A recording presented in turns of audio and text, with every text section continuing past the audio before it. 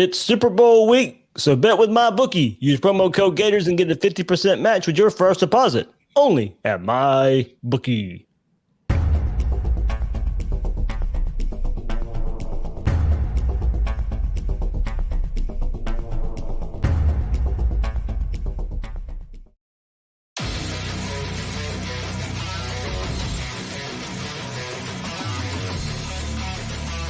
Gators Breakdown, because there's never a dull moment in Gator Nation.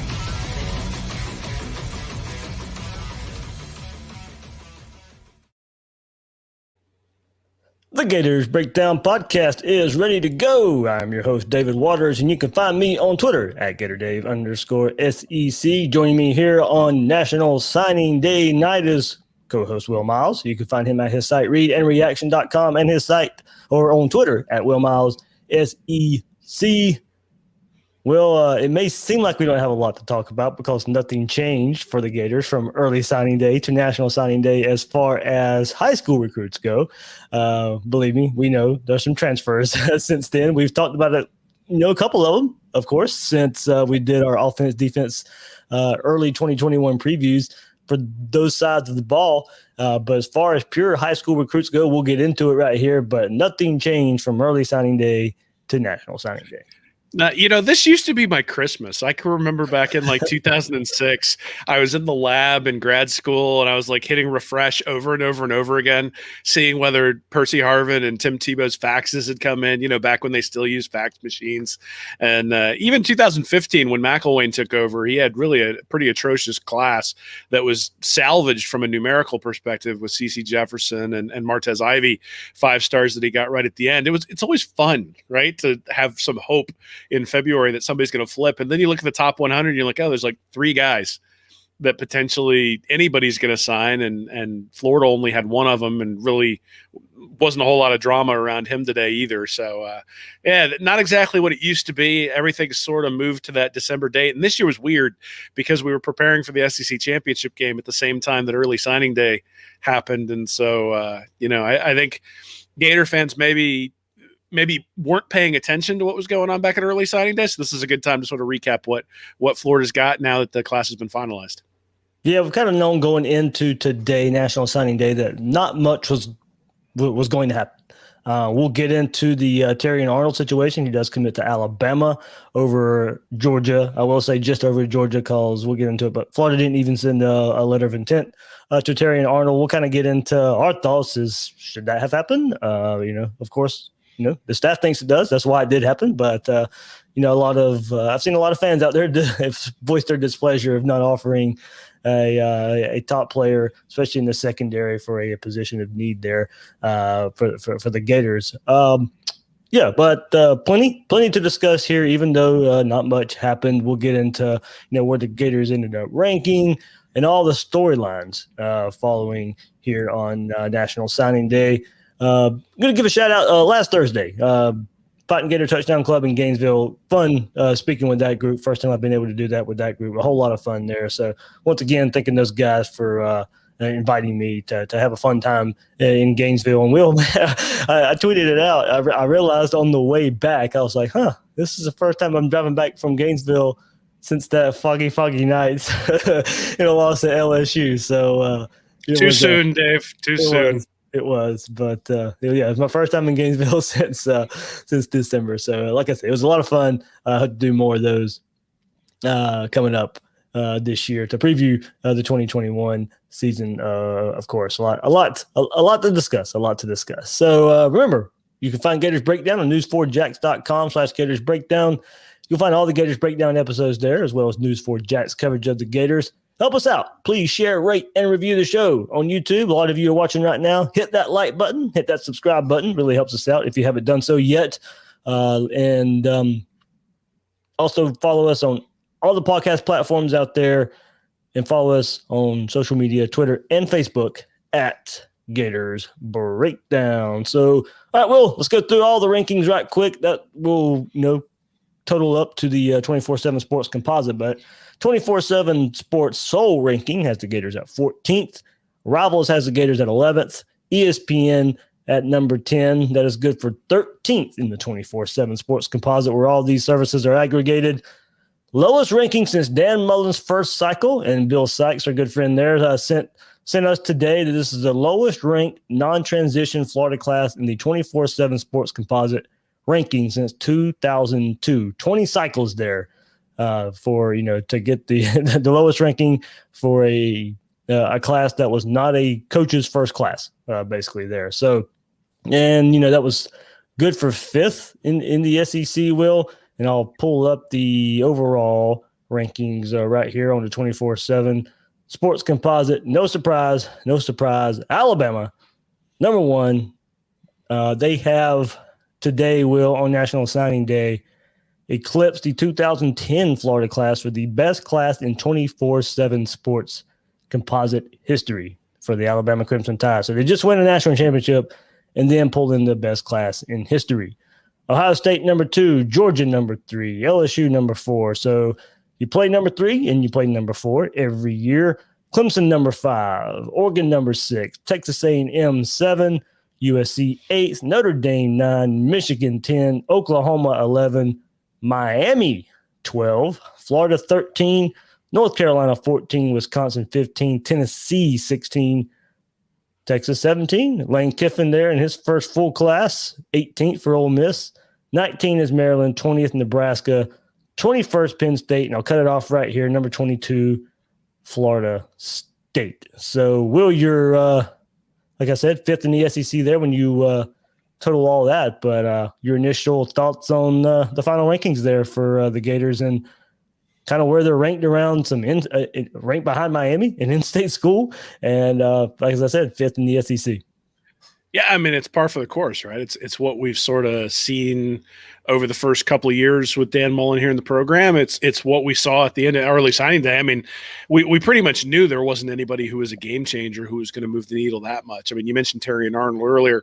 Even if they'd signed him, that would have pushed him up above Miami. But the difference between 12th and 13th really doesn't matter.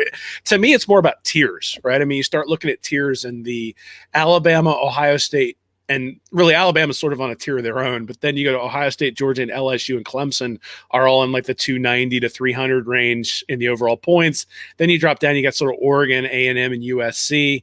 And then you drop down to Notre Dame, Michigan, Oklahoma, Miami, and Florida are all in that 260 to 270 range from a 27 sports total point perspective. And, if you look at those teams, Oklahoma's made it to the playoffs but lost, but in a relatively weak Big 12.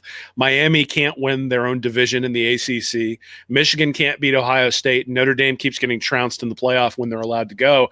And USC hasn't been very good recently. So I look at the grouping that Florida's in, and those are teams that have had good years and successful years the past few years, but those aren't teams that have necessarily been championship teams. And that's the concern, right? Is that 13th is good enough to where, especially with some of the transfers that we're going to talk about, 13th is good enough to get to a point where you might put yourself in position to be able to play a big game. And if you happen to pull out that big game or a couple of big games, that you'd be able to make it to the playoff. But it makes it an unlikely scenario, especially considering, like you mentioned, 5th in the SEC. And this is just another one of those things where you look at it and say, nowhere else in any sort of capacity would Dan Mullen or anybody else except being the 5th best team in the SEC. And it's just, we've been sort of beating this drum since 2018, really since 2015, when Jim McElwain had classes that weren't really up to snuff. And the warning was at some point the bottom's going to fall out here just because, he's winning a lot of close games and he's going to have to hit on a quarterback. He never did. Brought in Felipe Franks in 2017. It struggled mightily, obviously, and then the bottom sort of fell out. I think Mullen's a better coach than McElwain. I think everybody realizes that, which means you end up with an 8-4 season rather than, a 4-8. And obviously that's a nice floor to have where you don't necessarily have to worry about falling off that bad. But, here's the reality is that the hope was that Mullen was going to win, and that the recruits were going to come because Mullen was going to win. And, you can go back and look in my archives. There are articles that say that's probably not going to happen because it hasn't historically. That's not that sellers sell, that recruiters recruit, and that is not the record for teams. That typically at this point you've brought in an elite class if you're going to bring in an elite class. Doesn't mean he can't bring in one next year. Hopefully he does, but you look at where 2022 is, and it doesn't bring you a lot of hope because Ohio State and Georgia up there high again, and Alabama always sort of lurking in the shadows to go flying up the board. The same problems are going to exist next year, where you got to recruit your own state, got to keep Alabama and Georgia out of Florida, you got to make sure Miami doesn't snag a bunch of those top players, and that's just not something they've been able to do, and certainly not something they were able to do this year. So I think they added a lot of solid players. I think they added some really, really good players and guys who are going to be able to contribute right away. Just like it always is, though, recruiting is a percentages game, right? You've only got 25 slots.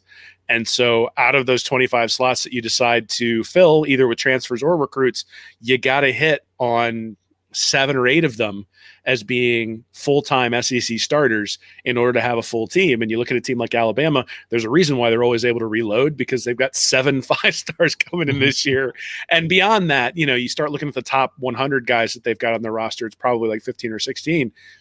And so they've just got a wave of guys who are competing and coming in and making each other better. And even if half of those guys get hurt or transfer out or something, or, get kicked off the team for cheating or domestic violence, like all the things that tend to happen over the course of, the things you can't control, right? Then the one thing you can control is having the most talent on campus that you can get, so that when one guy doesn't work out, there's the next guy to step up. So it's high variance, but Mullen has certainly proven that he's able to compete with teams that I think have less talent than some of the teams that he's been able to beat. But you posted something on Twitter a couple of weeks ago about the record against Kentucky and Georgia and LSU and Alabama. And, the teams that Florida has struggled against are the ones that are sitting there up ahead of them in the recruiting rankings one more time. So, we'll see. I keep saying that, Mullen's going to have to do something historic if he's going to win the SEC based on the way he's recruiting. And that hasn't changed, because this is right in line, at least from the average player ranking, which is 90.38.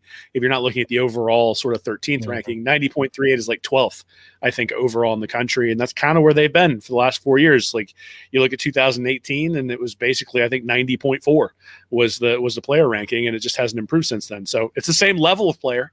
So the last 3 years is probably what we're going to see for the next 3. The problem is that hasn't led to what we consider the Gator standard, which is SEC and national championships.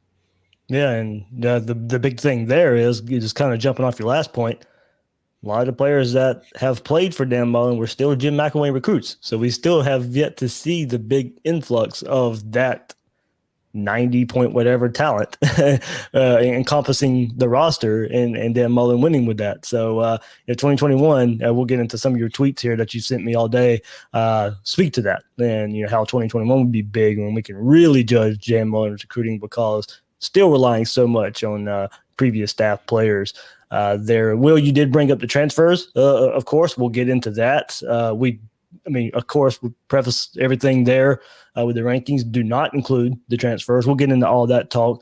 But as far as what does contribute to these rankings, the players that are involved in those rankings in this class, what we do like, Will, and we discussed a little bit back on early signing day in our offense defensive previews we've done within the last couple of weeks. And, we'll kind of quickly highlight that again, what we do like, what I do like.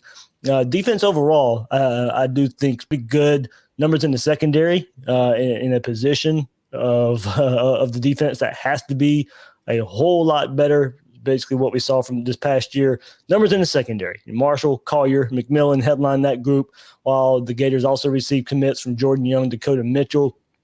There, Marshall, Collier, McMillan, probably guys that could fight for some early playing time. Young, Mitchell, more your developmental types. Don't expect much from them early on. Up front on defense, adding 4 stars, Justice Boone, Tyreek Sapp to go along with big Desmond Watson and Christopher Thomas there in the middle to go along with some good young potential there up front for the Gators.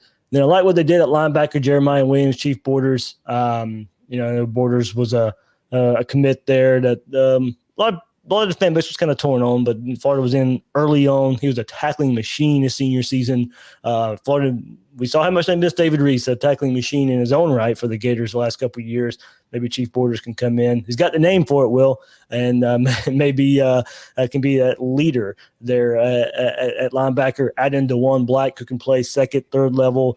Really like the potential of this defense when we look at it on paper here. Go to the other side, 2 quarterbacks, 2 4-star wide receivers to go along with 2 tight ends, Nick Elsness and Gage Wilcox. That's kind of what the pinpoint there on offense, Will, I think we've discussed in our offensive preview.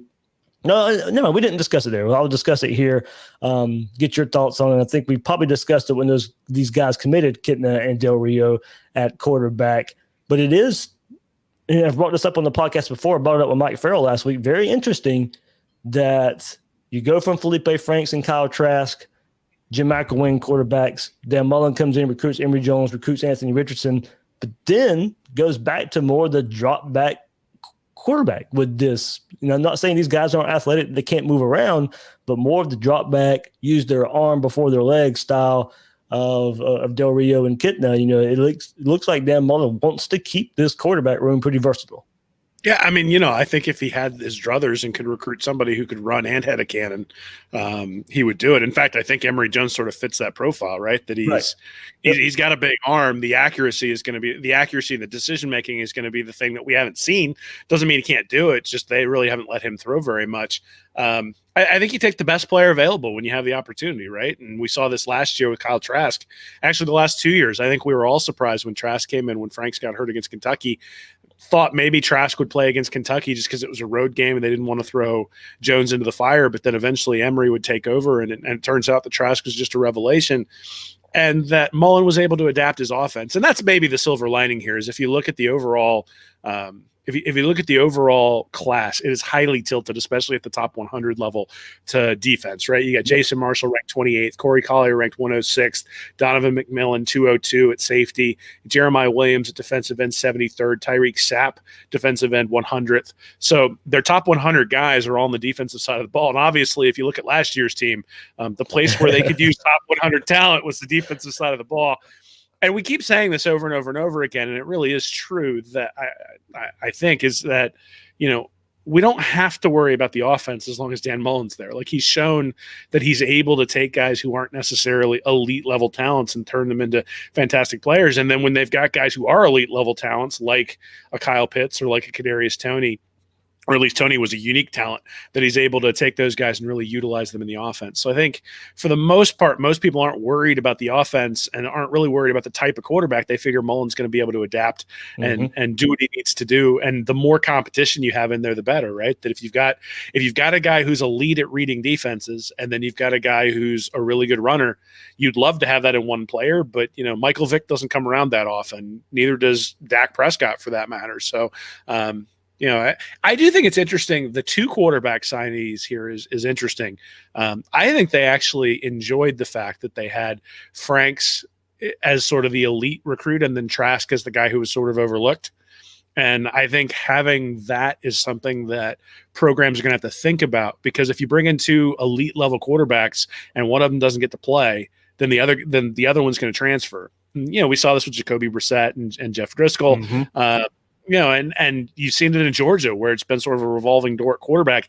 Even though Kirby Smart keeps bringing in 5-star guys, you end up with Stetson Bennett playing with a national championship level defense, because all of you look at Emery Jones, a high level quarterback. Now, he didn't come in with another quarterback, but it's very rare for a guy with his talent profile to be to hang on for 3 years and now finally going to get a shot.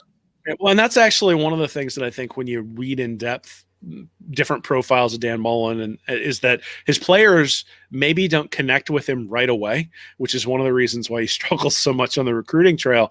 But once they get in, they love him, right? I mean, Tim Tebow is a Dan Mullen disciple. Like, he will do anything for the guy at this point. They have that kind of relationship. Same thing with Alex Smith. Same thing with Josh Harris for Bowling Green. All the guys, same thing with Dak Prescott. All the guys that he's coached love him. But he doesn't necessarily make those connections really quickly. And so, I suspect that, you think about what a salesman has to say to get guys to come into his program.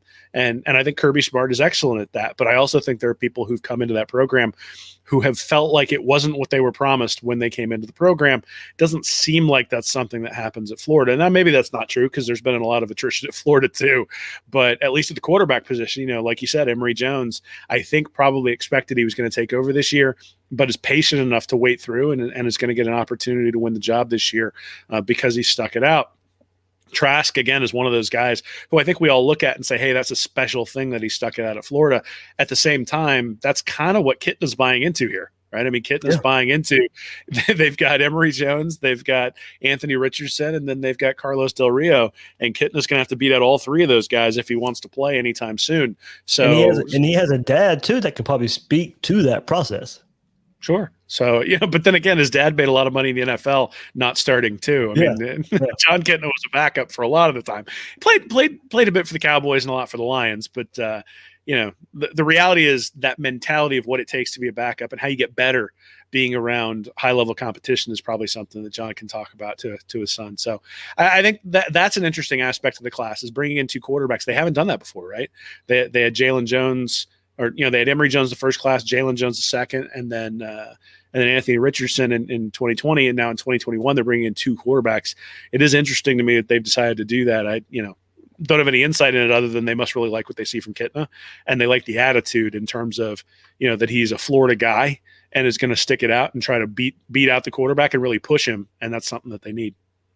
Yeah, well, you kind of spoke to, and we get this question a lot. When you see Florida ranked 13th in recruiting rankings, and why is it that way? Why is it can't recruit on the level of Alabama, Georgia, Ohio State, Clemson? What does this staff lack or whatever? And I'll say it.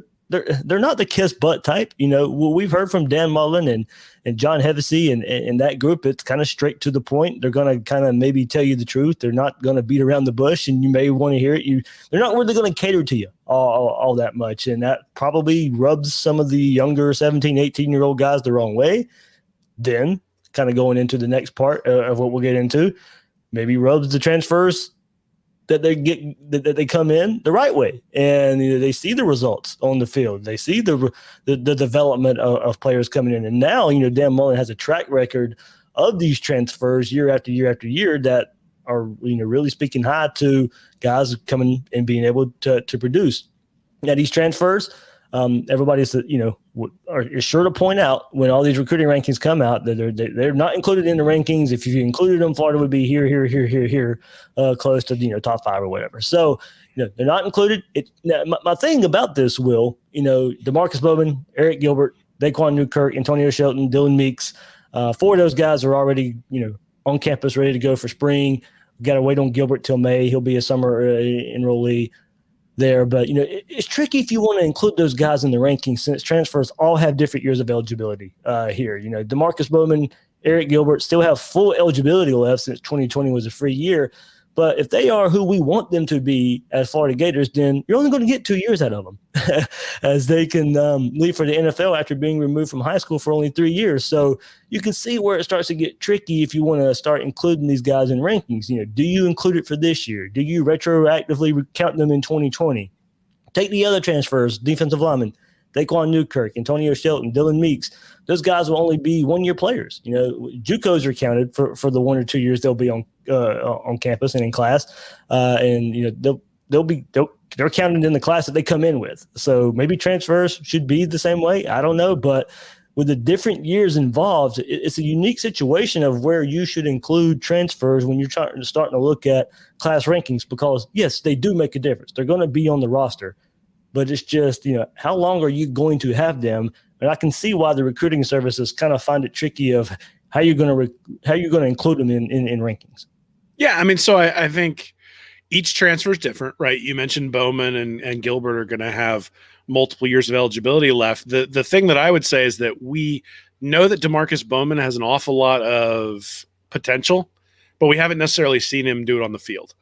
Eric Gilbert really played well last year. Yeah. And so we all know that he's a solid SEC player before he's even coming, and he's got 2 years of eligibility. You look at Daquan Newkirk and Antonio Shelton. Those are guys who've played Power 5 football at defensive tackle. One of them in the SEC. Newkirk's coming over from Auburn. And so they can play Power 5 level football. They're going to be capable of contributing as long as they stay healthy. And so, like I mentioned, recruiting is a probability game, right? You bring in 2 4-stars and only one of them is probably going to be a starter, and 1 in 3 or maybe 1 in 4 makes it to the NFL. So if you look at a guy like Shelton and say he's got an NFL profile, if he puts up a good year at Florida, then you go, okay, well, that's worth taking a shot at, even if it's only 1 year. Same thing with Gilbert. If you're going to get 2 years of Gilbert, it's absolutely worth it. And you'd never turn that guy down. Same as you wouldn't turn down a 5-star recruit who you knew, and you'd never know this, but let's say you knew some guy was going to blow out his knee 2 years in. The 2 years you got out of him was still worthwhile for the spot. The issue that I have is that Florida is relying so heavily on the transfer portal that they've had to count back all of their recruits. And, I think they maybe have 2 spots left, maybe 3 for transfers if they want to bring people in this year. And so the question is, next year, you can't sign a full complement of 25 players and count people back to previous recruiting classes and then bring in a bunch of transfers. So it's an either or decision at this point for Florida. It's no longer, hey, we're going to bring in 25 recruits and 5 transfers. You just can't do that because of the way the numbers work out. And so next year, if they want to bring in 5 transfers, they're going to only be able to sign 20 or 21 guys. And that's where the concern comes in, just because you don't have the depth if you're going to rely on the transfer portal. The reality is the transfer portal is a way to paper over holes, right? I mean, they don't bring in Shelton and Newkirk unless they've got giant holes at defensive tackle that they have to fill. Now, you bring in Bowman and Gilbert because they're extraordinarily skilled. But Christman, the kicker, Newkirk, and Shelton were brought in because of need. And that's something that has to do with roster building, is you have need because in 2018 and 2019, you didn't sign a whole lot of defensive tackles. And so you've got a big hole between Adam Schuler and Kyrie Campbell and Tadarill Slayton, and then who's next, right? I mean, Gravon Dexter obviously got some play last year and showed flashes, but he's really the only person that Florida could rely on and say this guy projects as a starter in the SEC, which is why you got to go get Shelton and Newkirk, and same thing with Christman, right? They needed a kicker, so they bring in that guy through the transfer portal. So it's a little bit of, so I get why people don't use it to evaluate. I think you start looking at that 2020 class and you say, all right, Florida has Gilbert, who was a top 20 guy, Bowman, who was a top 20 guy, and Gravon Dexter, who was like top 25, right? So you got 3 of the top 25 guys on your roster. That's great, right? I mean, that's what you want, but we need that every year, right? Like that's the thing, is if you had 3 of the top 25 guys for every recruiting class since, say, 2019, we wouldn't be saying recruiting struggling. We would be saying this is awesome. He's doing an awesome job recruiting because he's bringing in 3 of the top 25 guys. So, hey, if you do it through the transfer portal, that's great. But it's something you got to do consistently year after year, because it's the process of building a roster, not necessarily just the process of building a class. And the reason that we look at classes, class to class, is because you expect things to be progressing, right? You expect them to be improving. Like you would expect to go from 14th to 9th to 7th to 5th, especially with as much success as Florida's had. They just haven't been able to do that. Right there. So, yeah, I mean, if you count the transfers, of course, this class would be much better. But as you said, Will, I'd rather have the 3-4-year guys. And I think that's why the services don't include them.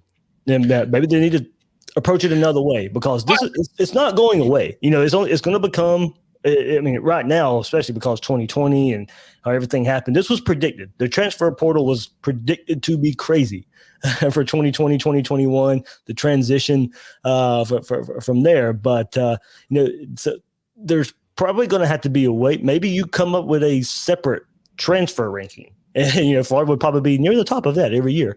And you can look at that. But yeah, as far as including in the high school 2021 or whatever class it is, I can see where it's difficult, but also, it can't be overlooked. Well, and 24/7 does try to do that, but the way they do it is by the team talent composite that they put out every year, right? So you look at Florida hasn't had a recruiting class better than 9th in the country, since Dan Mullen arrived. But last year they were 7th in the overall talent composite. The reason they were 7th is that they had brought in 3 5-stars who weren't in any of their recruiting classes. So you look at where Florida ended up at the end of the year last year. It's actually a little bit disappointing, right? They were 7th. but you lose 4 games and you get stomped by Oklahoma at the end and sort of fall down. But Florida was at 7th, Oklahoma was at 9th. So you start comparing that. You say, hey, those rosters were probably pretty equivalent talent wise before Florida had all the opt outs. Then you have the opt outs. Maybe it's not a surprise they get smashed. LSU 6th. Obviously, they came to the swamp a little bit nicked up and missing a lot of guys, but still a talented team. And then Georgia and Alabama 1 and 2, right? With Ohio State 3 and Georgia 4. So it turns, and Clemson 4. So it turns out that and Notre Dame 8th, right? So the 4 playoff teams came from the top 8 in the country from a talent composite standpoint. And Florida was right there. So the transfers are being accounted for when you look at that overall talent composite, which is usually released right before the season starts or right after the season starts. And you can take a look at that. So the idea that the transfers don't get counted is not necessarily true. I think the big thing is that they don't get counted in individual classes, because at the end of the day, what we're really interested in is how talented is the roster that you've built. And that's maybe the thing that you take out of all the transfers. You say, okay, Florida had 4 5-stars last year, but none of those guys are leaving. And so now you're bringing in Bowman and you're bringing in Eric Gilbert, and then you're bringing in Jason Marshall. So now you're going to have 7 5-stars. And last year, LSU had 7, Clemson had 11, Ohio State had 14, Alabama had 12, and Georgia had 16 5-stars. Other than that, nobody had more than 7. So, Florida at the elite level, because of the transfers they brought in, are going to have guys who profile like that. Now, the question I have is, a guy like Lorenzo Lingard was a 5-star going to Miami, transfers to Florida, but had a pretty serious knee injury between the time that he left high school and the time that he came to Florida. Is he still the guy that he was in high school or is he somebody who's suffered a knee injury and isn't the same level player? Justin Shorter was a 5-star going to Penn State. Didn't really have a whole lot of success up there at State College. Comes down to Florida, showed a couple of flashes last year, but I don't think anybody says, yeah, based on what we saw last year, that guy's going to be a difference maker for the team. Nobody's going, oh, yeah, Percy Harvin. Like that. Nobody's saying that after seeing him play for a year. So, part of the reason these guys transfer in some cases is because they weren't getting the playing time that they wanted at the place that they're at. And whether they're a 4-star, a 5-star, or a 3-star, it doesn't really matter. I mean, the reason that they're not getting playing time is because they're not beating out the guy in front of them. At Alabama, maybe that's an excusable thing, but it doesn't feel like a lot of the Alabama guys go in the transfer portal. They kind of know what they're in for and wait their turn and compete.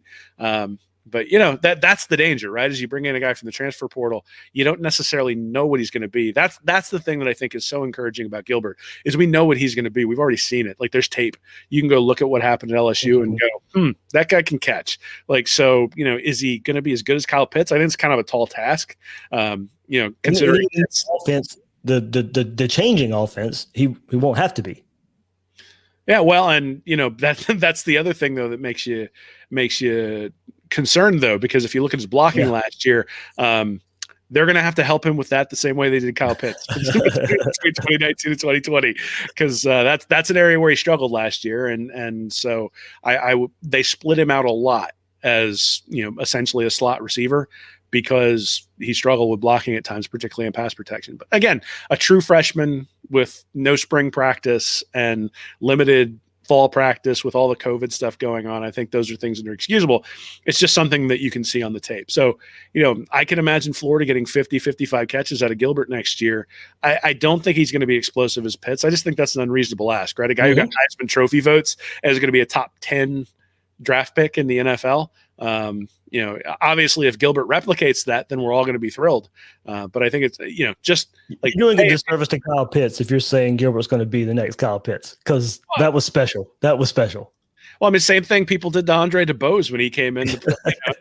A 5-star recruit. Everybody thought he was great. And they're like, oh, the next Percy Harvin. It's like, we got 6 years of it, and it wasn't as good as Percy Harvin, and nobody's been as good as Percy Harvin. His goodbye 6 years weren't as good as 1 year of Harvin. So. And this is why that LSU game, why it's still too soon, Dave. Like the reason it's still too soon for you to make comments about coming back from Gainesville when it's all foggy, is because this was a team that had special level players on it in 2020, and they just weren't able to get the job done at the end of the day. And I mean, it was a fun season to watch, and I'm glad that it occurred, and I'm thankful for those guys who played for Florida. At the same time, you're just sitting there going, oh, that LSU game, like that is the one where it's just like, oh, like a knife in the heart. And part of the reason is because Kyle Pitts doesn't come around every year, and Eric Gilbert is going to be admirable replacement for Pitts. I think we can say that already. But, replacing Kyle Pitts is going to require more than one guy, right? It's going to require Justin Shorter to be better next year. It's going to require, Xavier Henderson to be better. It's going to require Marcus Burke to come in and play really well as a true freshman. So all of those things are going to have to combine, and we'll see. I mean, that's the other thing is you got a brand new quarterback on the offensive side of the ball. And so they're going to need all these defensive recruits that they've got coming in, because I don't expect them to score 40 points a game next year, but I also don't expect them to give up 35 either. So. There we go.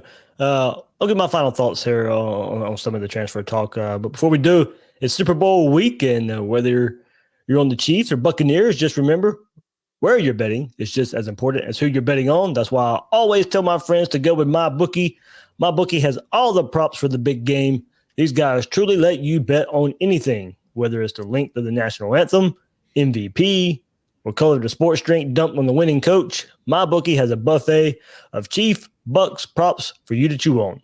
You can even win big on NFL squares. No need to leave the comfort of your home. You can access the sportsbook and casino right from your phone. Don't miss out on the last game of the year. Sign up at MyBookie today and use promo code Gators to have your deposit matched halfway up to $1,000. That's a free cash bonus just for making your deposit. Use promo code Gators to claim the offer. Bet, win, and get paid with MyBookie. So my things, of course, my final thoughts here for the transfer. Yes, it would help the rankings. Rankings would definitely change and help Florida here. But I will say this, with the transfers happening in the way they're happening, there's a lot of defending the subpar high school recruiting because of these transfers and the transfer portal. Time will tell, how much this will help or if it's sustainable compared to traditional recruiting. Let's not forget, while it has helped Florida's roster since Mullen has been here, it's been necessary because of the traditional recruiting lacking, as you said earlier, compared to the better teams out there. Florida has to hit the portal to make the roster better and compete. I really don't get the thought that recruiting doesn't need to be better because of getting transfers. Why can't it be both? Well, why can't both be great? I don't see a problem with that.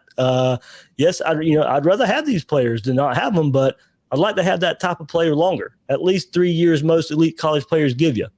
And I'd like to not have to pass on good players in traditional recruiting because you have to have an experienced player at another position that wasn't recruited well.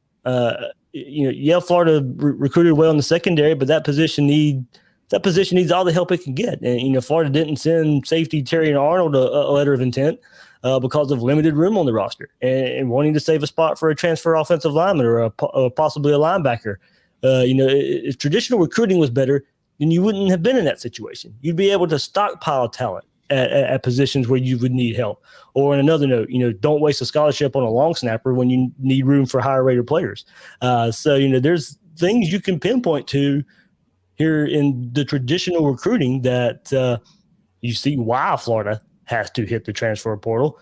But if the upfront recruiting was a bit better, then you can just kind of pick and choose where to fill in with the elite transfers and let them make a difference in going to go challenge Georgia and Alabama and Clemson and Ohio State when you look at their recruiting rankings.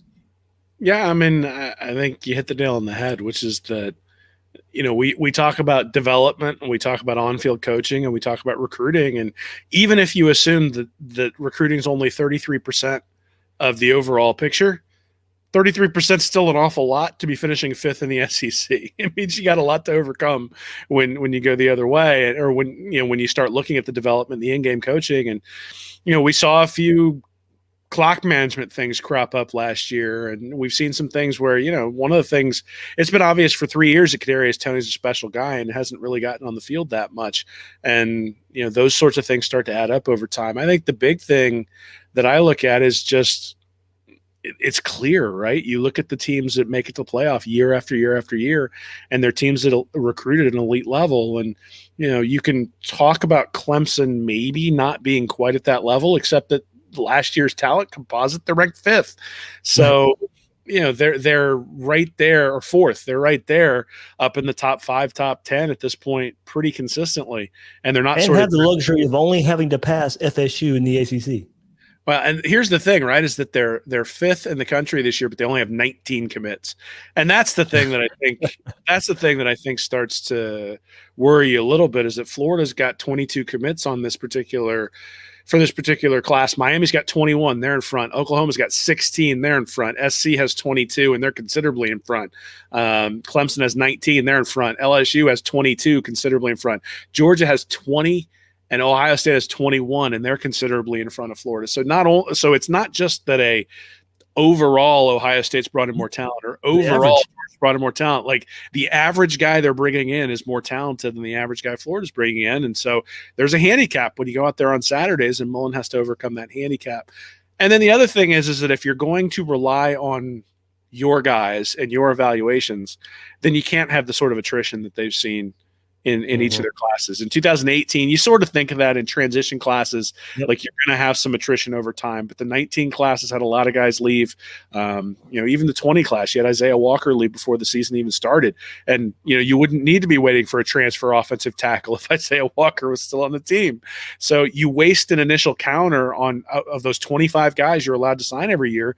When you waste them in guys who aren't academically eligible or have to go to JUCO and then transfer back. DeJuan Black's a great story. But the reality is that counter that they used could have been used on somebody who's been contributing the last 2 years. And so he's going to have to come out and play really, really well over the next couple of years in order to make the use of that spot on him be worthwhile. I think he can do it, but at the same time, like, he's got to be really good coming right out of the gate to make it worth it. And those sorts of things where there's just been, guys who haven't been academically eligible, who've signed and used a counting spot, but haven't necessarily made it to the fall. Guys who've left before they ever got in the fall camp. You got Chris Steele, what they recruited from California, who went back to California and really was playing well for USC last year. You're just sitting there going, oh, like, if we had him across from Kyer Elam last year, what would that defense have looked like? Right. And those sorts of things, like, one guy can make a difference. Now, you don't want to grade recruiting based on one guy, but the reality is Florida didn't have anybody else step up last year in the secondary. It showed. Nobody else plays. And man, would it have been nice to have Chris Steele back there. So the attrition is something you got to watch out for as well, is that if you're going to count the transfers and say, let's count them back to a particular class, then you also have to count the guys who've left and say, okay, we're going to subtract them from the overall count as well. And so Florida hasn't fared real well there. And we can't forget other schools get transfers as well. Yeah. Well, and it's the same argument with the on-field coaching and the development, right? It's not as though other schools aren't trying to develop the guys they bring in when they bring them in. Now, I think you can make an argument that Florida maybe does a better job under Mullen than some other programs do. I think we certainly at the quarterback position can say that when compared to Georgia. At the same time, Mullen's 1-2 against Georgia. So, there's still some work to be done there to really confirm that you can win this way. You hope he can, but it's one of those things where, again, I think it's bucking against history. Like, elite SEC teams recruited a level higher than Florida has the past 4 years. So they're either going to have to increase their recruiting significantly in order to win more consistently. They're going to win at a level that's historically where teams that have recruited where Florida win at, or Mullen's going to do something special. And if he does something special, great. That's one of the reasons why it makes sports fun, right? Is sometimes things are unexpected. At the same time, I think everybody at this point can see the writing on the wall and say, hey, he's going to really have to do something that's unique. And the question is, can he do it? And, the fact that he had so many special guys on the roster last year and wasn't able to pull out the game against A&M, the game against LSU, and the game against Alabama, so some doubt in people's minds, right? That in year 3, you were like, he needs to get over that hump. Now, not having Savage and not being able to sort of take over the fourth quarter the way they did in 2018 and 2019 maybe had something to do with that. And so now you're going to have a more normal 2021 season, and we'll see if Florida gets back to being able to dominate and win those close games in the fourth quarter. Yep. So we'll keep. I mean, I know it kind of sounds like we're piling on Florida at this point, but that's kind of just where it's at right now. The transfers are good. I don't want to be, but it's good out of necessity. Florida has to go hit it. At least they're doing it the right way. They're getting a lot of proven players and a lot of guys who can make difference there for this team. We just worry about the sustainability of it, and something that's we won't be able to see right away. Will, something else we have to kind of talk about. In-state recruiting, state of Florida recruiting, where Florida a little better than what they have been maybe, but still being dominated by teams out of the state, namely Alabama. Alabama comes in and just dominates the state of Florida. 7 of the top 20 players in the state are going to Alabama. Florida had 3 in the top 20. Will, remember, we were told results on the field were going to make a huge difference in Florida recruiting. Well, Bama grabbed the 8th ranked player in the state, wide receiver Ja'Cory Brooks. 11th ranked player in the state, wide receiver Isaiah Hall. 14th ranked player in the state, wide receiver Christian Leary. The Tide grabbed 3 of the top 4 wide receivers in the state. Oklahoma grabbed the other.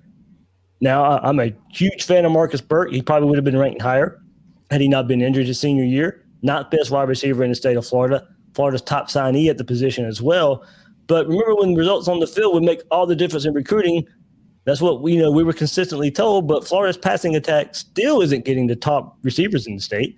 Now, I don't blame guys for going to Alabama. We saw what that passing attack was and all that. But, the best example I can give in in-state recruiting needing to get better is that one right there. You had the results the last couple of years with a quarterback and a wide receiver core going to the NFL, producing numbers. Look, there's no shame in losing recruits to Alabama. That happens to everybody out there, but you can't get one of those wide receivers to pair up with Burke. And, Miami got commitments from the 3rd and 4th best players in the state. Behind Alabama getting the top 2 players in the state. Florida had 3 in the top 20 players in the state, as I mentioned. But Miami had 5 in the top 30, while Florida had 4 in the top 30. So, Florida's the best team in the state, can't capitalize, has a high-flying offense, but all the best receivers in the state are going to Alabama. Yeah, I mean, you look back historically at great Florida teams. I think Steve Spurrier's recruiting was really underrated. We had Jacquez Green on a couple of years ago, and he was talking about, how recruiting was much more regional back then, and you sort of only had 2 or 3 choices. And, so with all the talent in Florida, then it sort of filtered them to one of those Florida schools. And Spurrier and Bowden were really sort of cleaning up there in the 90s. But you look at Meyer in 2006, 2007, 2008, signed 23 of the top 75 guys in the state of Florida. You look at Mullen, he's got 10, right? So 3 of the top 25 in 18, 4 in 2019, and 5 in 2020, and then 3 in 2021. So the reality is he's bringing in 3 or 4 of the top 25 guys every year from Florida. And you look at Urban Meyer, he's bringing in 7, 8, 9 guys a year from that top 25 in Florida. And by the time he stopped really focusing on the state of Florida, he was then a nationwide recruiter. He was going into Alabama, and he was going into Georgia, and he was going into Virginia and pulling whoever he wanted at that point because he'd already won 2 national titles. So the other thing is that some of those guys haven't made it to the field, right? Justin Watkins was the 20th ranked player in Florida in 2018. He was dismissed after a domestic violence incident. DeJuan Black was 20th in 2019. He's a great story, and he's going to get to be a Gator this year, but hasn't been able to contribute to the team yet. And then I already mentioned Isaiah Walker. He was 24th in 2020. So these are left before fall camp last year. So not only have they not necessarily signed the numbers that you would like in the state of Florida, but they also haven't necessarily kept those guys here either. So you're only bringing in 3 a year, and you lose 1 every year. That's remember Black transferred in to get that state of Florida moniker there. So again, it's not good enough, man. It's not good enough. I mean, you talk about drawing a map or a circle around your program, right? And nobody goes within 100 miles of Tuscaloosa and pulls anybody out of Nick Saban's backyard, right? Nobody does. And I'd say the same thing about Kirby Smart. In fact, one of the disturbing things is that Norvell just did, right? For the 2021 class, Norvell just brought in a 5-star guy who was from sort of Kirby's backyard. It was really surprising to see. And, Mullen hasn't been able to do that yet. I mean, Emery Jones maybe is the closest to that, clearly he was wanted by Alabama and Florida was able to flip him. But, that's the last time I really remember Florida going up against a guy that Saban or Smart really wanted and winning. And even in that case, it's still, if you win 2 out of 10 battles, they've still won 80% of the time, right? Like probably this class, Jason Marshall goes for that one for the Alabama side, Kyer Elam for Georgia. But as you said, we can remember these because there's not many of them. I can remember the battle that Florida won over Alabama or Georgia just because straight up there's not that many to point to that they win. I mean, those receivers that I just mentioned, Florida was in heavy on. Florida wanted Leary. Florida wanted Brooks. They lost out, and they lost out early. Like, those guys have been committed to Alabama for a long time. Yeah. Well, and the other thing is, we talk about, you've seen the results on the field. Why aren't people coming? Well, the results on the field for Alabama have been better than the results on the field for Florida. So, Yeah. I don't know that the guys are going to Alabama is necessarily a convincing argument. The argument I would make, though, is that Miami is recruiting better in the state of Florida than Florida has. At least this year they did. They recruited better overall, and they recruited better in the state. And Miami doesn't have a facilities advantage. They don't have hey, we've shown it on the field advantage. They don't have a more stable coaching staff situation advantage, right? Manny Diaz has been there less time than Mullen. But you play in front of 20 people. I mean, literally, right? Like COVID was like, hey, we've got friends and family here. There's more people than usual. And I mean, how could you possibly – I don't know how you win a recruiting battle at Miami, because you bring a guy on campus, you show him around, then you got to get in a bus and go for like a 30-minute ride to get to the actual stadium where you're going to play.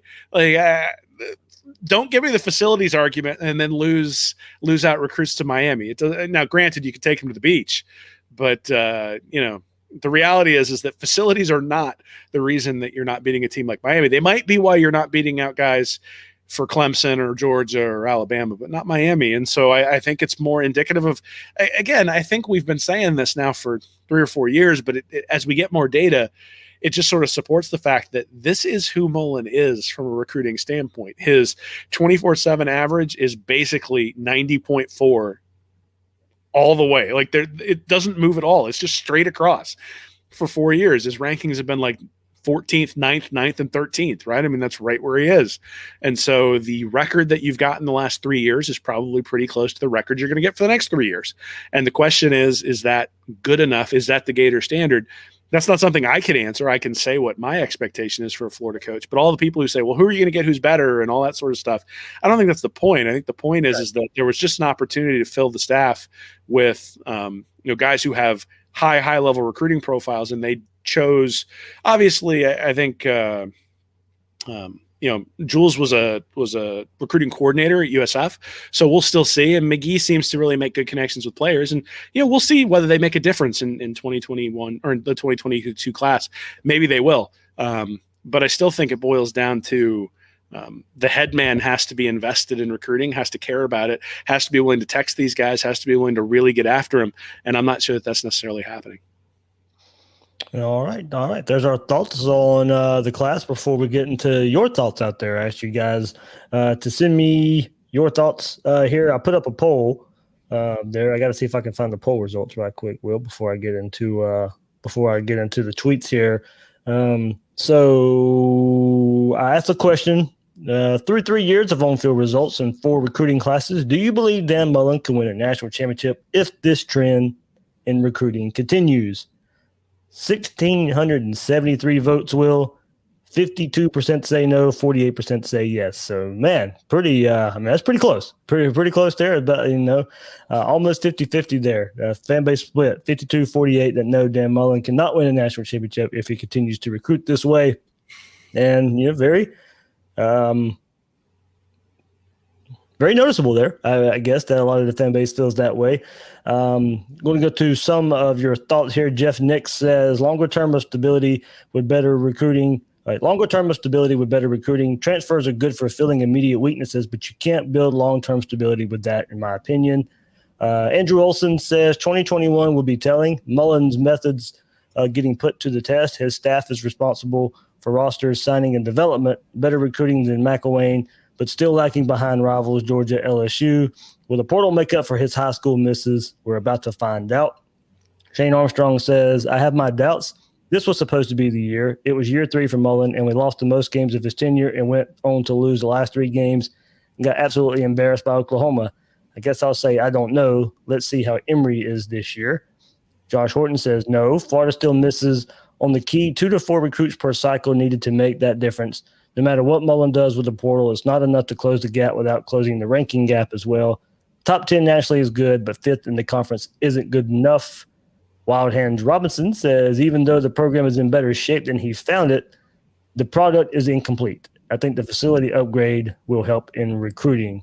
Will anything catch your ear there? One more, kind of the next results on the field thing is, well, the facilities will help. Well, we'll see. It won't hurt. I'll go ahead and tell you that. It definitely won't hurt. How? much better. Will it make Florida's recruiting? That will remain to be seen. I do think it will make a difference. I do think recruits nowadays are impressed by that stuff. I kind of look at those things as tiebreakers. If you're even between Florida and Miami, or Florida and Georgia, Florida State, will that facility be a tiebreaker that gets you, a recruit? But I think the kind of like how we proclaim the results on the field necessarily wouldn't matter as much. Recruiting's recruiting. Recruit. I'm not sure how much facilities is really going to help that, Will. Yeah, I mean, you're fifth in the SEC. That's what matters, right? The whole thumb wrestling thing, you don't want to lose to anybody. Well, that applies to recruiting just like it does to on the field, or at least it should. And, you hear all these stories about Urban Meyer like obsessively following the recruiting rankings. And that's one of the reasons he was good at it, right? Is he was not going to lose, and probably was ticked off when his team finished second or third, when he was competing with USC. And by the time he got to 2010, I mean, that's pretty impressive that 2010, that record for recruiting in the Hall is just now being eclipsed by Alabama. And when we think about Alabama as being a recruiting juggernaut, and none of Saban's teams have been as talent rich as the team that Meyer brought in, or the recruits Meyer brought in 2010. Now, obviously, there were other things going on back then in 2010. A lot of those guys didn't pan out, certainly not the way any of us hoped in Gainesville. At the same time, I think there's more stability at Alabama, so you figure that's going to happen. The big thing is that somebody had pointed out to me a while back an excerpt in Buddy Martin's book, Urban's Way, where basically Meyer said in the book that they had to keep that Tebow almost didn't come to Florida because of Mullen, that they had to overcome their quarterback coach to get Tim Tebow to come here. And I think that's the fundamental issue when it comes to the recruits is, he does not make quick connections with people. It does not seem like he's really willing to suffer fools. He clearly doesn't care about public relations. If the Darth Vader and the Pack the Swamp stuff and all that stuff this year are any indication, and public relations matters when it comes to recruiting, right? And so I think he's getting the kinds of guys he wants to come to the university, because he wants guys who are going to be no nonsense, nose to the grindstone, all that sort of stuff. But, Randy Moss was a little bit of a head case, but man, did he make your team better? Right. And bounced around in college quite a bit too, because he was, getting popped for weed and that sort of stuff when he was there. But man, is he a talented guy? Percy Harvin was not the easiest guy to get along with, I don't think, based on everything you've heard. I mean, but an unbelievable player. You gave him the ball and he could go like crazy. The one thing that really popped out to me was from the stuff people were talking about there is the Emery Jones piece of that, is that the reality is we don't know what he can do. And I think we all suspect he's going to be good. I think we all suspect the offense is going to look different, but the offense is still going to be effective. But, man, if they have a down year on the offensive side of the ball with bringing back Grantham, if they struggle at all on the defensive side of the ball, it could really be a tough year in 2021. The offense is going to have to stay maybe not as – I don't expect it to be as elite as it was last year, but the offense is still going to have to hum pretty good in order to have a successful season next year. And, that's putting a lot on the shoulders of a guy who hasn't started a game yet. All right. Garrett Leopold says, no, definitely not. And honestly, I can't blame these recruits for not coming to Florida. When all these rumors were going around about him leaving, not once did he come out and say he wants to stay. If he was offered an NFL job last month, he would have taken it. Highway 20 Gator says, it'd take a few years to really tell. He took over a program with major issues in several areas. He had the team to do it this year, but the defensive coaching / players didn't do their part. His coaching won't hide the recruiting issues forever. Charlie Overturf says the issue with relying on the portal is there's not much to show. If Bama, Ohio State, Clemson thought that transfer players was better, that they wouldn't still land the majority over you. Only real exception is talent who wants to be closer to home, which clearly helps Florida. It kind of brings up an interesting point there from Charlie saying Bama, Ohio State, Clemson aren't necessarily doing this in droves like Florida. If they were, would they be getting the same type of player over you in that situation? So it's kind of hypothetical in a way right there, but interesting. Blake Drury says if we were able to bring in a few elite players each year, whether it's 5-star transfers or freshmen, yes, don't matter how many years they have left because elite players only last 3 years anyway. We kind of spoke on that earlier. Trill Speak says recruiting does need to be better, but we're still pulling in highly rated recruits and producing results on the field. I'm ready to see what Mullen can do with a true dual threat quarterback. Justin Smith says The answer to this question is either yes or only Bama, Georgia, Clemson, and Ohio State have a chance to win national titles based on recruiting rankings. Well, that's kind of what's happening. Every other school in the country is in the same boat as Florida. That is absolutely true.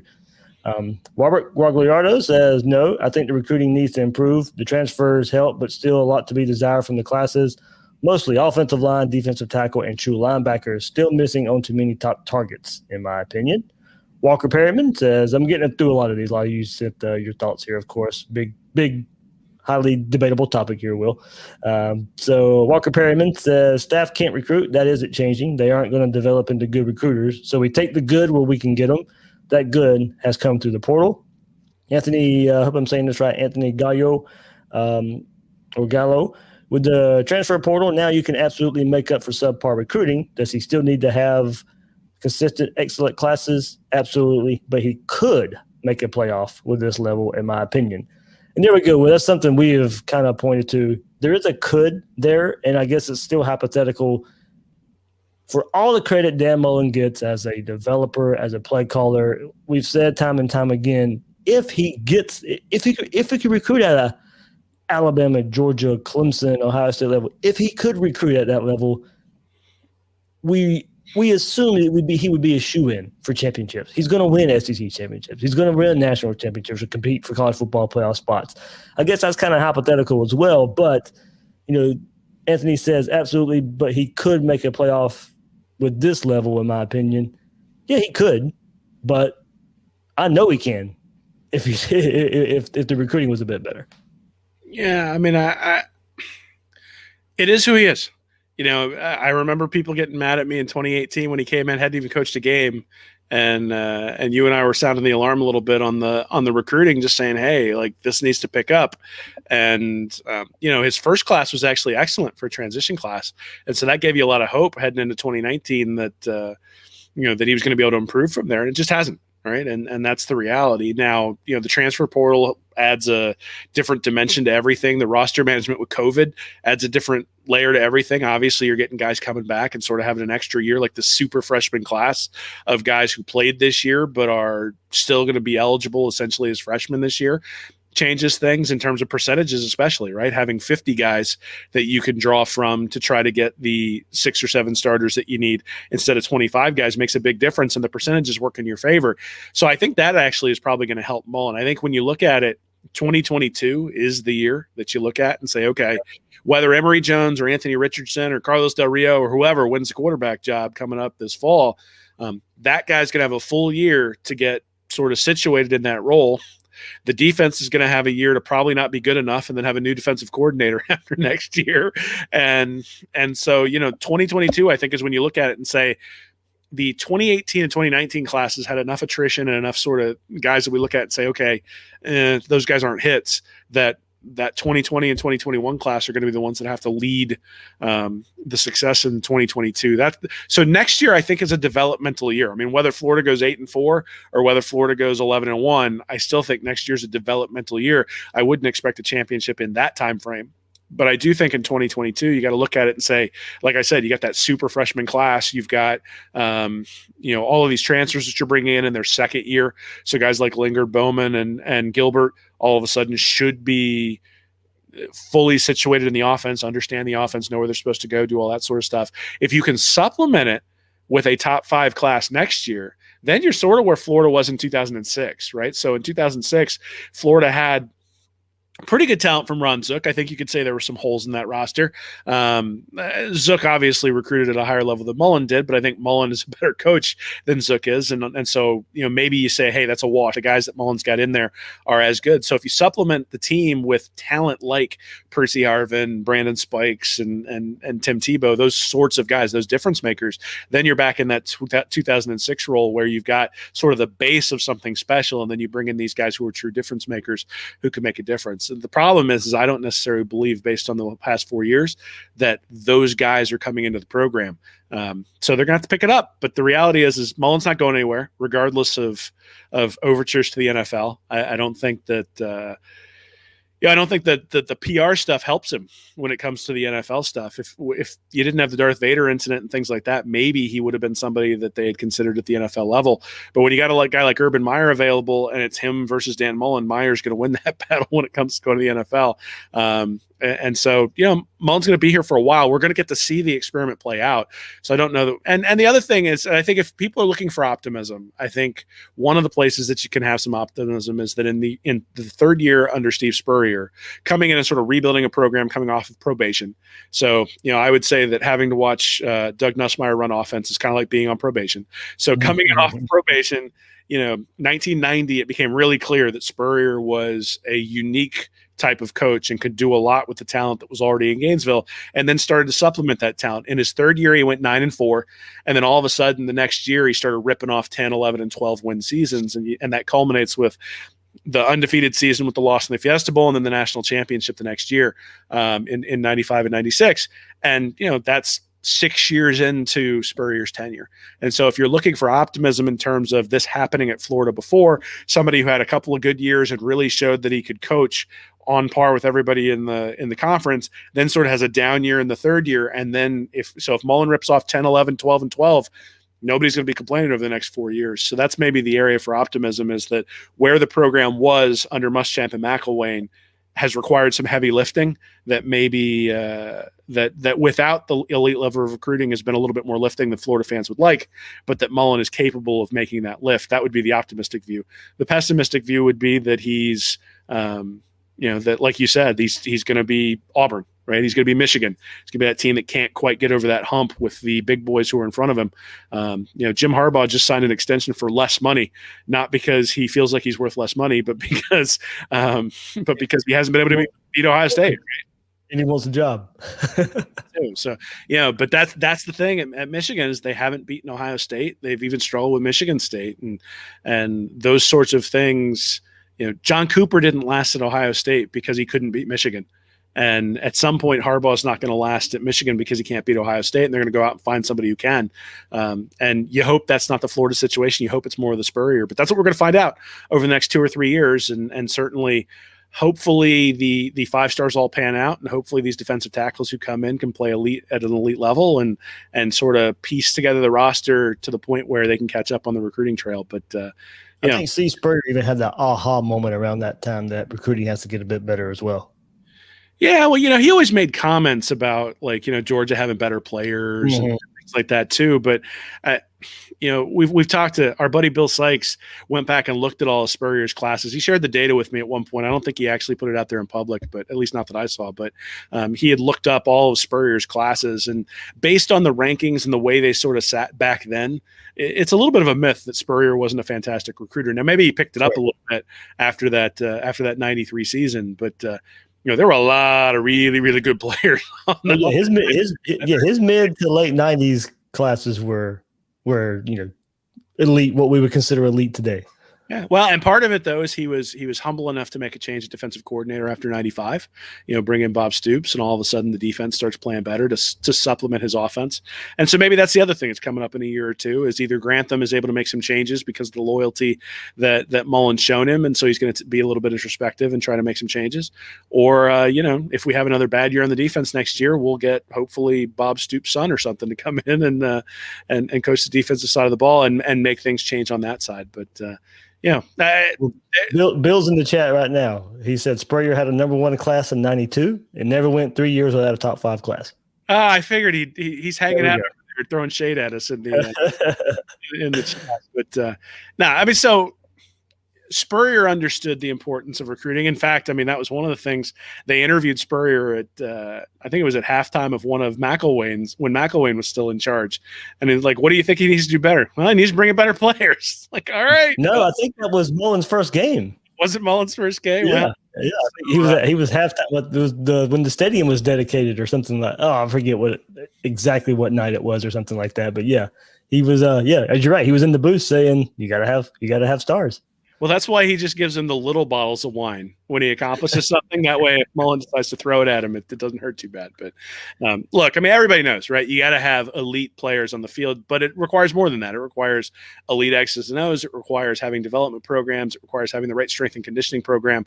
McElwain didn't recruit at an elite level, but guys were like working on at Gainesville Health and Fitness as opposed to having a real strength and conditioning program back then, and that showed too. And certainly those things have been fixed when it comes to the program. So I don't want to be completely pessimistic, but I want to be realistic, right? Which is that traditionally teams that finish 4th or 5th in the conference win like 60% of their conference games.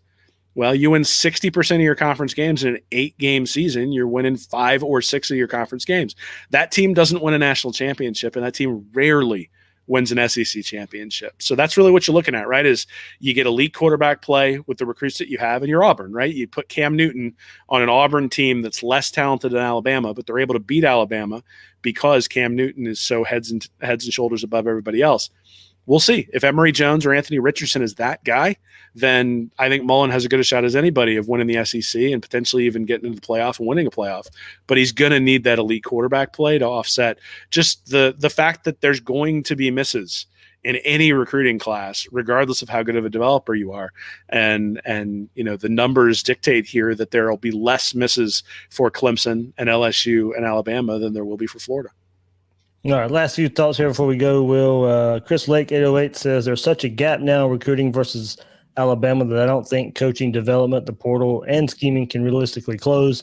Even if you catch Bama in a down year, quote-unquote down year, he says, you still have Ohio State and Clemson recruiting almost at the same level. Freedom Fries says 3 years down, and he's delivered on the field with the roster he's been dealt with. There are some gaps in other areas of the field, but he makes up for it with maximizing their talent. Something Boom and McElwain never did. This year will tell if he can win titles or not. Ryan S. at Go Gators for Life says, unfortunately, I don't think he can, not as long as our conference rivals are landing the best of the best. We may beat them every once in a while, but not at a consistent level. The portal has been good, but it's clearly not enough. We need to recruit a lot better. Donovan German says, assuming portal takes will eventually interfere with recruiting legit high school talent, then I don't see straight-up recruiting getting better. However, as an optimist, I selected yes because elite quarterback play is what can rescue a team. Going to your point there, Will. Mullen can coach/scheme QBs, just need a talent cluster. We've heard that before. Cody at Bundaroo, a few more here. Because my opinion, Mullen's a mastermind with X's and O's with the way he works with the portal. Is very possible for the stars to align and we get a championship. But I don't see sustainable success with the way we're recruiting right now. He needs to make a couple home run hires with recruiting in mind. Sting Feed News with 2021's class as the outlier. I still say yes. If he recruits in the 6 to 10 range and supplements those classes with 2 to 3 elite transfers a year, big if, but doable. I think his coaching acumen can get it done with a roster of top 10 talent and great quarterback play. And Irrigator 007, he needs depth, offensive line, defensive line. He is our best chance. Too many critics of Dan haven't been around very long. Michael Shabani, Mullen needs to get better on the recruiting trail, especially when it comes to closing. Amazing X's and O's coach, but needs to get better at recruiting and a better staff for recruiting. Also, if Grantham stays, I don't think we'll make it any better than what we have. That's why I had to get that one in there because it goes along with this one too. At T-Dubs86, I answered yes, but with one condition: replace Grantham. We know we can score, just need a respectable defense. Last couple here, Andrew Scott, hard to be upset with recruiting when we land guys like this in the portal. And there we go. That's it. So both sides of the coin there. I think the percentage in the poll showed, Will, the translation in some of the comments we were getting there, more lean towards it's got to get better. Got to get better. So we kind of outlined why it has to get better. And, Will, that'll do it for this episode, man. And kind of the same story year after year after year when we do this episode. And, kind of the one where a lot of the listeners out there will slam us for a little while, but it is what it is. I think a lot are slowly starting to come around on the thought of, hey, what we see today correlates to what we see on game day a lot of the time. It's not a for sure thing. It doesn't mean you can't win. Doesn't mean it won't win, but we just like to give percentages, got to give data, year after year of data of recruiting. And, it gives you a likely scenario. Yeah, I think it requires a recalibration of expectations, right? When Mullen first came here, had a recruiting class that was ranked top 14 or whatever it was. You said, okay, transition class is really, really good. If he can get that into the 5 to 7 range in year 2 and then can get up into like the top 3 every once in a while, then you're looking at a team that's going to compete to pick off Georgia, pick off Alabama, and be a real player in the SEC. Year after year after year after year. I think the expectations at this point are that everything has to converge at 1 year. You know, Bill wrote a great article over at Read and Reaction about clustering. You sort of alluded to it earlier, but the idea that for mere mortal programs, you have to have everything hit at one time. And last year we didn't see that, right? The offense hit, but the defense clearly did not. And so, you know, you end up with a team that's flawed. And that's I think what ends up happening is that more often than not, you're going to end up with a team that's flawed going up against a team like Alabama that even with the defensive issues that they had last year was able to improve throughout the year, had guys to put in if there weren't guys who were performing, if there were guys who were making mistakes, had the ability to learn in blowouts because they were good enough that they were able to take people down, all those sorts of things. And Florida just didn't have that last year. Now, that doesn't mean that Mullen isn't going to get the job done eventually, but you know, again, I go back to expectations. The expectations for me is that Florida's an underdog. And that Florida's going to be an underdog against Georgia for the foreseeable future. And Florida's going to be an underdog versus Alabama for the foreseeable future. And if you figure that's even a 70-30 proposition, then that means you got to take 30% times 30% to gauge Florida's ability to win the SEC, right? If it's a 70-30 shot that they're going to lose to both Alabama and Georgia, then it's only a 30% chance they're going to win. That's how you figure out, all right, are they going to be able to get through the SEC unscathed and win the SEC title? That's a really low percentage, right? It's, you know, you're looking at something that's pretty close to 1 in 10. Well, you know, 1 in 10, the fan base isn't probably going to be happy with that. So you got to raise that winning percentage up a little bit. You got to bring those things a little bit closer, I think, to meet with what people's expectations are. And those expectations being set by Mullen, right? I mean, coming in and saying, I know what the Gator standard is. I've lived through it.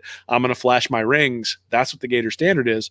And Steve Spurrier the same way, right? I mean, the one national title, but there are a whole lot of SEC championships sitting up there on the promenade from that Spurrier era. And so, you know, that's what people expect. They expect statues. They expect banners. And until those things come, I think everybody's going to look at this as the wart on Mullen's resume. But, you know, like I said, he's the underdog, but that doesn't mean he can't do it. And in fact, I think it'll make it even more impressive if he does, because when you look back, you go, wow, he did something nobody else did. And you go, all right, I'm not sure that I would recommend that for a young coach coming into a situation, but hey, he stuck by his guns. And, you know, that is one thing about Mullen that I think many people admire, many people it drives nuts. And I think some people they actually admire it and it drives them nuts at the same time, which is how stubborn he can be when it comes to the things that he believes and the way he operates his program. But the reality is sometimes you got to do it your way. And this is his way. And we'll see whether it can work because, you know, he gets paid $6 million and we do not. Yeah, that's the thing here. I'll end on my recruiting thing that I end on every year. It doesn't mean he won't win. And if he does, we'll give him even more credit because, I mean, it hasn't been done like this too many times before. So you give him even more credit there if he does it this way. And recruiting it doesn't mean you will win, but you ain't winning without it. That's about the simplest way I can put it. So, I mean, Muschamp, Zook, we got the examples. They recruit well. It doesn't mean you win, but go look at the teams that do win. You're not winning without it. So, yeah, it's a little bit depressing actually. Is that that this is such a big component of the winning, but as long as you're analyzing the team, you have to admit that it's a huge portion of winning. And you know, like I said, you hope that he can play the underdog role and that he's got that LSU game just sort of playing in the weight room all off season, and that the guys come in just juiced up next year for all the games that you know, for all the close games they lost last year, that they close things out in the fourth quarter, that Emery Jones is a revelation, and we're all eating our words. I think we both want to be wrong, right? Mm-hmm. We both want Florida to win consistently and win national titles under Dan Mullen. We're rooting for him to do that. At the same time, you know, you need to know where you stand in the woods in order to get out of them. And that's the thing, is we can see where Florida sits on a map after 4 years here. And the map says there are some pretty big mountains we got to climb in order to get out of the situation that we're in. Hey, we've got a really good climber. That's great, right? It's better than being fat and out of shape, trying to go over the mountains. At the same time, the mountains are there, and saying, oh no, the mountains aren't there, doesn't do us any good. We have to recognize it. We have to start walking over them. And there's only two ways to do it, right? Is to blast your way through it, or to try to navigate your way over it. And, the blast your way through it is the recruiting aspect of it. And maybe they're getting that with the transfers. But, they're going to have to coach their way out of it, and we'll see if they can do it. Bama's Mount Everest, I guess. I don't know. Kirby's a little bumpy mountain who who looks really dangerous, and then as you go up, you're like, oh, he's gonna make a bad decision. So. All right, that is Will Miles. Will Miles. You can find him at readandreaction.com and his site. Man, I did that again. And his site on Twitter at Will Miles SEC. He'll have some recruiting talk there, hopefully, and. Well, you might be out of pocket, coming up soon, I guess, too. So, yeah, we got a little guy coming. So, sometime I was just waiting for the text from my wife. I was gonna have to tell you, Dave, I got to go. Right. But so we'll see. So the nice part is with COVID, you get locked in the hospital room. So I'll have time to write if I get locked in the hospital room. So it'll be good. There we go. So send all your well wishes to Will Miles and his family there coming up, and. We'll be back for another episode. I don't know what I'm doing next week yet, so we'll figure it out. I got an idea in mind, but maybe with or without Will. So we're not talking recruiting again. No, I'm thinking with recruiting and all the questions that we've had over the last month. Maybe a good time for state of the program. So I think we can discuss that a good bit. So all right, that's Will Miles. His site, readandreaction.com. You can find him on Twitter at Will Miles SEC. I'm the host of Gators Breakdown, David Waters. You can find me on Twitter at GatorDave_SEC. Guys and girls out there, thanks for listening to this episode of Gators Breakdown.